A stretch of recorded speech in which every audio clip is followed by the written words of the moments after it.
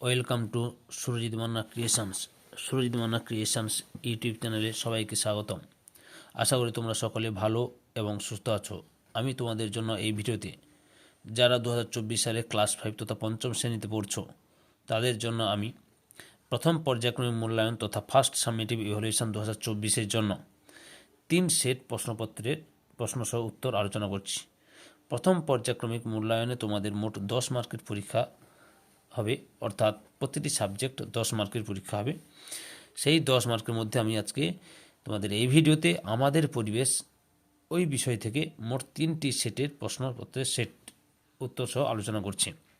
তার আগে তোমাদের কাছে অনুরোধ, তোমরা ভিডিওটি কেমন হলো, খারাপ লাগলো কি ভালো লাগলো, এবং ভিডিওটি উত্তরগুলো কেমন হয়েছে কমেন্ট বক্সে কমেন্ট করে জানিও।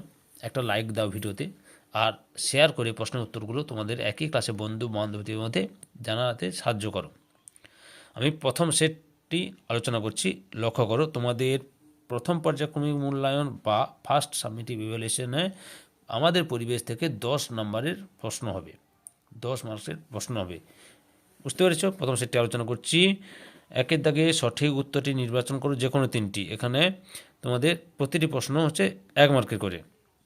প্রথম প্রশ্ন, ত্বকে রোদ লাগলে যে ভিটামিন তৈরি হয় সেটি হলো vitamin A, vitamin D, vitamin C. উত্তরটি দেখো, ত্বকে রোদ লাগলে যে ভিটামিনটি তৈরি হয় সেটি হলো অপশান ক্ষয়ে ভিটামিন ডি। পরের প্রশ্ন, শামুক খোল এক ধরনের, কতে শামুক, খতে মাছ, গতে পাখি। উত্তরটি লক্ষ্য করো, শামুক খোল এক ধরনের, গতে পাখি।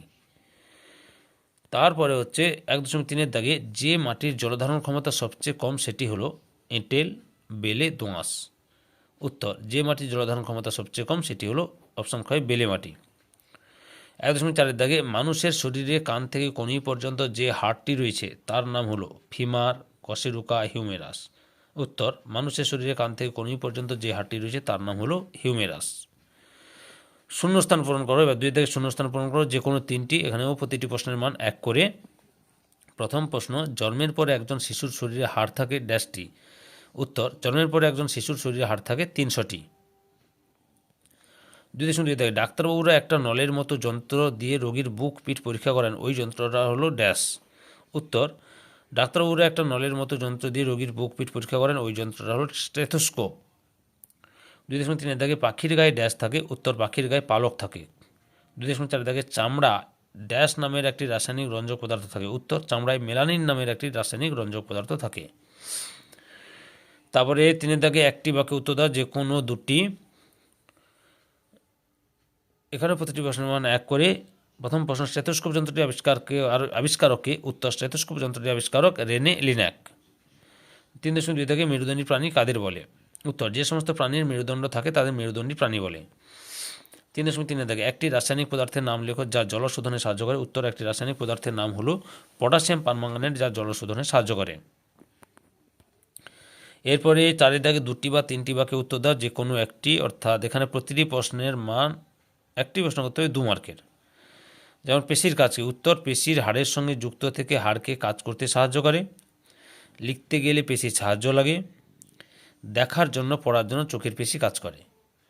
এবারে 4.2 নম্বর প্রশ্ন ছিল, জিভের কাজ কী কী। উত্তর, খাদ্য গ্রহণ ও কোনো খাবার চেটে খেতে সাহায্য করে। খাদ্য চিবানোর সময় খাদ্যকে মুখের ভিতর ওলট পালট সাহায্য করে। 3 নম্বরে খাদ্য গিলতে জিভের সাহায্য লাগে। 4 নম্বরে আমাদের কথা বলতে ও জিভ সাহায্য করে। তাহলে তোমরা প্র্যাকটিস সেট প্রথম সেটের প্রশ্নের উত্তরগুলো জানতে পারলে। এরপরে আমি দ্বিতীয় সেটের প্রশ্নের উত্তরগুলো বলার আগে তোমাদের কাছে আবারও অনুরোধ করছি, ভিডিওটা কেমন লাগলো কমেন্ট বক্সে জানিও। কমেন্ট বক্সে কমেন্ট করো, লাইক দাও, এবং এই ভিডিওটা তোমাদের বন্ধু বান্ধবদের মধ্যে শেয়ার করো। ওকে। 2 নম্বর প্র্যাকটিস সেটের 1-এর দাগে নিচের প্রশ্নগুলির যথাযথ উত্তর দাও। 1.1-এর দাগে শরীরের বর্ম বলতে আমরা কী বুঝি। উত্তর, শরীরের বর্ম বলতে আমরা ত্বক বা চামড়াকে বুঝি।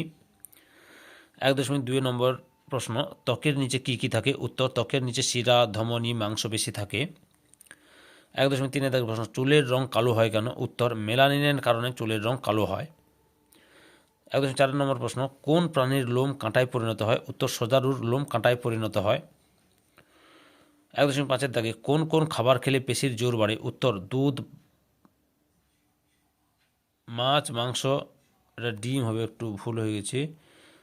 দুধ, ডিম, মাছ, মাংস অর্থাৎ ক্যালসিয়াম সমৃদ্ধ খাবার খেলে পেশি জোর হয়। এটা হবে, বলে দিচ্ছি কী হবে তোমাদের।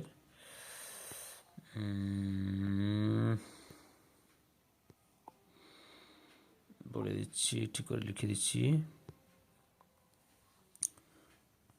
এটা একটু ভুল হয়েছে। দুধ, ডিম লিখবে তোমরা। ডিম, দুধ, ডিম,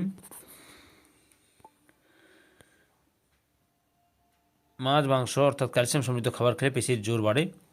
আচ্ছা, 2-এর দাগে নিচের প্রশ্নগুলি যথাযথ উত্তর দাও।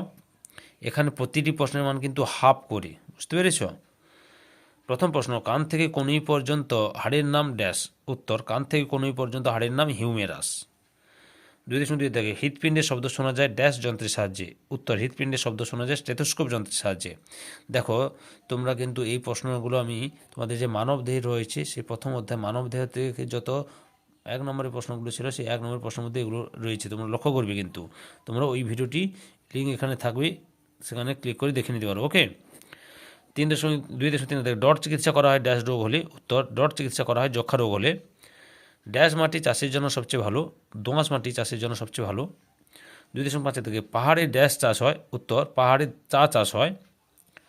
সঠিক উত্তরের মাথায় টিক চিহ্ন দাও। এখানেও প্রতিটি প্রশ্ন হাফ করে, মোট 2.5 মার্কের প্রশ্ন, বুঝতে পেরেছ? 3.1 থেকে ধান চাষ ভালো হয় এঁটেল, দোআঁশ, বেলে মাটিতে। উত্তর, ধান চাষ ভালো হয় এঁটেল মাটিতে। 3.2 থেকে চা চাষ ভালো হয় সমতলে, পাহাড়ে, সমুদ্রের ধারে। উত্তর, চা চাষ ভালো হয় পাহাড়ে, অপশান ক্ষয় যেটা রয়েছে। 3.3 থাকে ধস নামলে, অপশান কয় মাটি, খনি, জল ভেঙে যায়। উত্তর, ধস নামলে খনি ভেঙে যায়।